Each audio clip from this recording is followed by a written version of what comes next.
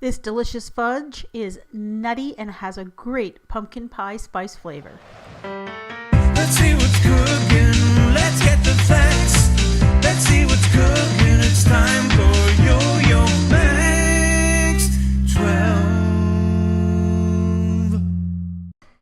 Hello everyone, starting off with a small skillet on medium-high heat. Place 1 tablespoon of olive oil in the bottom of the skillet.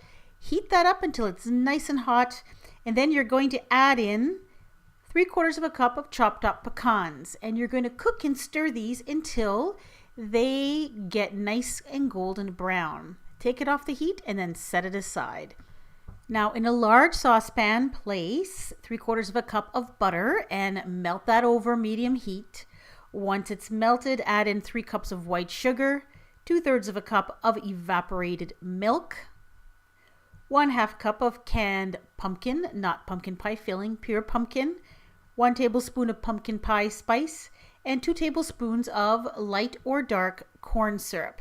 Then stir everything together, bring it to a boil over medium heat, and continue to cook for about 15 minutes or until it reaches 234 degrees Fahrenheit, which is the soft ball stage. Make sure you stir it very, very often. Now, if you don't have a candy thermometer, you can tell then when your mixture reaches the soft ball stage by dropping a little bit of it into some ice water. I'll put a link in the description box that explains that process. So once you've reached the correct temperature, remove it from the heat and then add in 1 7-ounce jar of marshmallow fluff, also known as marshmallow cream. Stir that in until combined, and you'll also add 1 teaspoon of vanilla extract at this point. And you'll also need to add in a 12-ounce package of white chocolate chips. Now, I pre-melted my chocolate chips in another bowl in the microwave because I've had issues with this particular brand of white chocolate not melting when I add it to candy recipes, as you probably saw in my blood fudge that I made for Halloween. So I pre-melted the white chocolate. However, you probably won't have to do this. Just pour the white chocolate chips just the way they are, and then also stir in your browned pecans. Stir that all together until combined, and then you're going to pour it into a prepared 8x8 or 9x9 inch baking dish. I prepared my baking dish by lining it with aluminum foil and adding a little bit of cooking spray, but you can also grease it with a little bit of butter, shortening, or margarine. Once the mixture is poured in, put the whole pan in the refrigerator and allow it to chill until the fudge is set. And then cut it into little squares. This fudge is very nice at room temperature. It maintains its texture and firmness and doesn't get all soft and gooey at room temperature. But because it contains canned pumpkin, I would store it in the refrigerator in a covered container. Okay, my impressions of this recipe, it was absolutely delicious.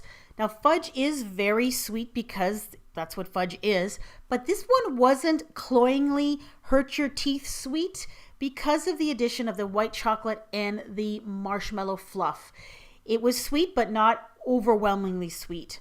Also, the addition of those toasted pecans gives it a lovely, nutty flavor. And of course, you always win with pumpkin pie spice. I brought this one to work, and every single person that tried it took the time to come and see me where I was working to tell me how much they loved it. The only thing annoying with this recipe was the fact that it uses a 1/2 cup of pumpkin, and most cans around here, at least, the minimum size you can get is 15 ounces. So what do you do with the rest of this can of pumpkin? Well, I will be making at least 2 more pumpkin recipes coming up this year, so stay tuned for those ones. And if you're watching this in the distant future, then check out my channel for my fall goodies playlist, and all my pumpkin recipes will be there. Thanks for watching. I love candy making, and I love to make fudge. And you will find all sorts of different kinds of fudges on my channel. Some that are quick fudges that don't require a lot of cooking, and some of them, like the one I just showed you, that require a candy thermometer. So if you want to look at some different kind of fudge recipes, that'll be right on your screen. Click on the little eye or check out the link in the description box for my fudge playlist.